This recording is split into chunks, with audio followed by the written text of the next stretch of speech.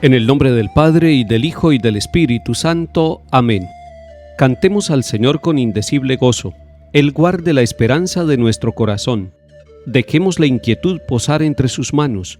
Abramos nuestro espíritu a su infinito amor. Dichoso será aquel que siempre en Él confía. En horas angustiosas de lucha y de aflicción, confiad en el Señor si andáis atribulados. Abramos nuestro espíritu a su infinito amor. Los justos saben bien que Dios siempre nos ama. En penas y alegrías su paz fue su bastión. La fuerza del Señor fue gloria en sus batallas. Abramos nuestro espíritu a su infinito amor. Envíanos, Señor, tu luz esplendorosa, si el alma se acongoja en noche y turbación. Qué luz, qué dulce paz en Dios el hombre encuentra. Abramos nuestro espíritu a su infinito amor. Recibe, Padre Santo, el ruego y la alabanza, que a ti por Jesucristo y por el Consolador, dirige en comunión tu amada y santa Iglesia. Abramos nuestro espíritu a su infinito amor. Amén.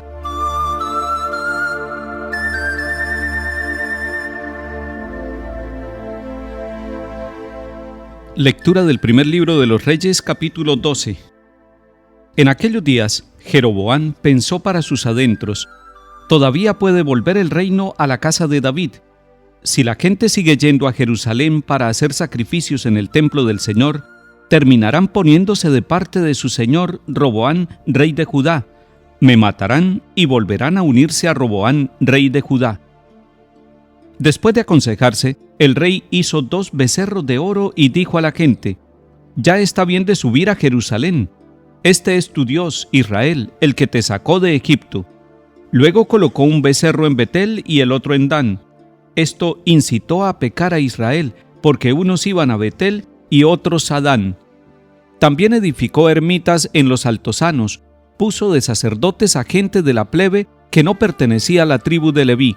Instituyó también una fiesta el día 15 del mes octavo, como la fiesta que se celebraba en Judá, y subió al altar que había levantado en Betel a ofrecer sacrificios al becerro que había hecho.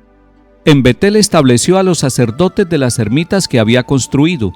Jeroboam no se convirtió de su mala conducta y volvió a nombrar sacerdotes de los altosanos a la gente de la plebe. Al que lo deseaba, lo consagraba sacerdote de los altosanos. Este proceder llevó al pecado a la dinastía de Jeroboam y motivó su destrucción y exterminio de la tierra. Palabra de Dios. Te alabamos, Señor.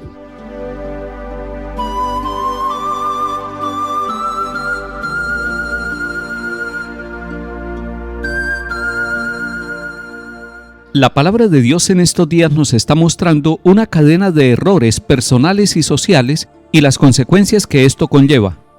Primero, Salomón desvía su corazón de la presencia de Dios. No busca la voluntad de Dios, sino su propio placer y su propia voluntad. Esto trae como consecuencia también que unos y otros busquen el poder, y entonces viene la división entre el reino del norte y el reino del sur. Pero ahora nos encontramos con que Jeroboam quiere dividir también a su pueblo y siente envidia de que ellos vayan a Jerusalén a rendirle culto a Dios. Y entonces viene la utilización de la religión en orden a lo político y a lo económico. Jeroboam toma como estrategia lo religioso. Se está dando cuenta que los israelitas van a rendir culto al único Dios vivo y verdadero, pero a él no le conviene que vayan a Jerusalén, porque si van a Jerusalén, posiblemente se unan con Roboam y entonces él queda sin posibilidad de reinar. Toma una decisión equivocada. La decisión equivocada es crear unos altares, unas religiones nuevas, unas religiones en cualquier lugar. Ya no se respeta el único templo de Jerusalén. Ya Jeroboam está diciendo: nosotros también podemos fundar nuestro culto, nuestra religión. Nosotros podemos crear nuestra propia espiritualidad. Está jugando con el sentimiento religioso del pueblo. Pero es que Jeroboam, desde el punto de vista militar y político, se está dando cuenta que la religión unifica al pueblo y que un pueblo unificado por su religión es un pueblo invencible, es un pueblo que vive la unidad. Él está tratando de dividir al pueblo para poder reinar al menos en una parte de la comunidad unificada de Israel. Miren cómo lo religioso está puesto al servicio de estos intereses mezquinos y políticos. La religión es ante todo la búsqueda de la voluntad de Dios. La religión no puede ser manipulada a nuestro antojo. Jeroboam nombra sacerdotes sin tener en cuenta la tradición religiosa de Israel, y los nombra sacerdotes en Betel y en Dan. De esta manera, está construyendo un culto cismático, un culto que divide a la comunidad. Hoy en día, nosotros, movidos por el amor de Cristo Jesús, que entregó la vida por toda la humanidad, por los pecadores, por los seguidores de Él y por aquellos que lo rechazaron, sin distinción alguna, hoy nosotros, iluminados con la palabra de Dios, con la fuerza de la Eucaristía y de cada uno de los sacramentos, con el amor a la Santísima Virgen María, queremos ser Iglesia Comunión, Iglesia Casa y Escuela de la comunión y de la unidad, de la solidaridad y de la fraternidad, para que nos descubramos y nos redescubramos como verdaderos hijos de Dios Padre, el único Dios vivo y verdadero, para que de esta manera nosotros quitemos todas las barreras, todos los muros que nos tratan de separar, todas las envidias y todos los rechazos, todas las guerras. Nosotros queremos vivir una religión y una espiritualidad de la comunión, para que la Iglesia sea instrumento de unidad y de salvación para toda la humanidad. Puede ser que haya diferencias en la forma de pensar, pero nosotros como Iglesia católica, y por eso el cristianismo vive una actitud católica, es decir, universal, con el corazón abierto para todos, buscando siempre la verdad y buscando no lo que nos separa, no lo que nos divide, sino lo que nos une. No queremos construir muros, sino tender puentes que nos permitan transitar y encontrarnos, abrazarnos y redescubrirnos como verdaderos hijos de Dios.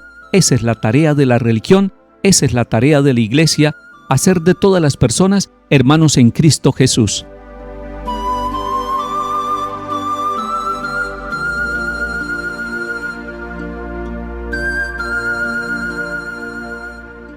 Salmo 105. Hemos pecado como nuestros padres, hemos cometido maldades e iniquidades. Nuestros padres en Egipto no comprendieron tus maravillas. En Horeb se hicieron un becerro, adoraron un ídolo de fundición, cambiaron su gloria por la imagen de un toro que come hierba, se olvidaron de Dios su Salvador, que había hecho prodigios en Egipto, maravillas en el país de Cam, portentos junto al Mar Rojo.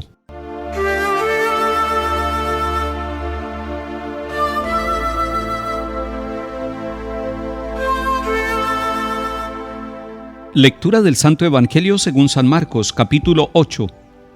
Uno de aquellos días, como había mucha gente y no tenían que comer, Jesús llamó a sus discípulos y les dijo: «Me da lástima de esta gente, llevan ya 3 días conmigo y no tienen que comer. Y si los despido a sus casas en ayunas, se van a desmayar por el camino». Además, algunos han venido desde lejos. Le replicaron sus discípulos: «¿Y de dónde se puede sacar pan aquí en despoblado para que se queden satisfechos?». Él les preguntó: «¿Cuántos panes tienen?». Ellos contestaron: 7. Mandó que la gente se sentara en el suelo, tomó los 7 panes, pronunció la acción de gracias, los partió y los fue dando a sus discípulos para que los sirvieran. Ellos los sirvieron a la gente. Tenían también unos cuantos peces. Jesús los bendijo y mandó que los sirvieran también. La gente comió hasta quedar satisfecha, y de los trozos que sobraron, llenaron 7 canastas. Eran unos 4,000. Jesús los despidió luego, se embarcó con sus discípulos y se fue a la región de Dalmanuta. Palabra del Señor. Gloria a ti, Señor Jesús.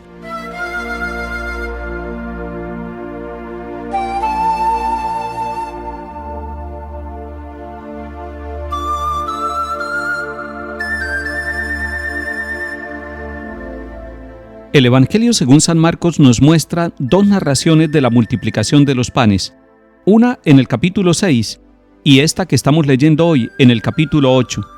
Si ustedes las toman y las comparan, encontrarán similitudes entre estas 2 narraciones, pero también algunas diferencias.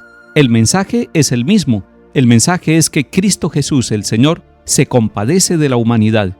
La compasión hace parte de sus sentimientos. Él se compadece de vernos como ovejas sin pastor y de vernos extenuados. Él conoce el dolor y el sufrimiento de nuestro pueblo. Él sabe de cada uno de nosotros y de nuestras familias, de las luchas que tenemos en todos los ambientes de nuestra vida. Por eso el Señor se manifiesta como el pan que se da, como el pan compartido, y nos invita a ser fraternos, nos invita a compartir lo que tenemos. Hoy llevan 7 panes. ¿Cuáles son los 7 panes que cada uno de nosotros tiene para ofrecerle al Señor? Tal vez nos parezca demasiado poco, pero ese poco puesto en las manos de Jesús, cuando Él da gracias por lo que nosotros presentamos, abunda. Cada vez que vamos a la Eucaristía, damos gracias y recibimos un pan sencillo, la Eucaristía, la hostia consagrada. Allí está Jesús en plenitud, dándose como pan de vida. Cada vez que nosotros somos capaces de descubrir en el rostro del hermano sufriente, en los enfermos, en los que están sin empleo, en los migrantes, en todos aquellos que no tienen casa, que no tienen trabajo, que no tienen seguridad, que no tienen atención y que muchas veces no tienen valor para la sociedad, cuando descubrimos allí que nosotros tenemos poco pero podemos dar, se cumple nuevamente el milagro de la multiplicación de los dones, de los bienes materiales, de los panes, del tiempo, de la sabiduría, del cariño, del amor que podemos dar a los demás. Jesús nos invita a compartir. Él se da como pan de salvación y quiere que nosotros lo entreguemos a los demás. Que el Señor nos bendiga y acompañe. En el nombre del Padre, y del Hijo, y del Espíritu Santo. Amén.